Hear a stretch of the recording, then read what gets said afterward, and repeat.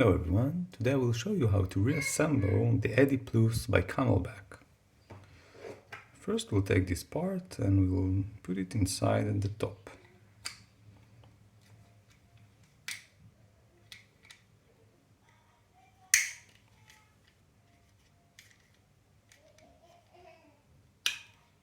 Okay, like this.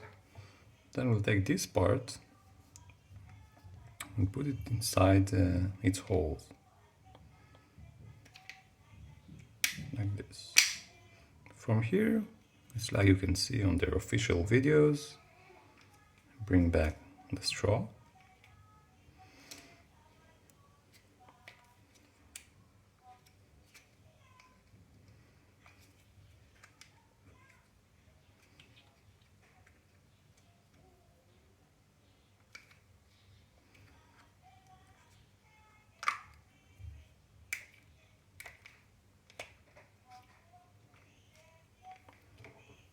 On this part of the straw. That's it.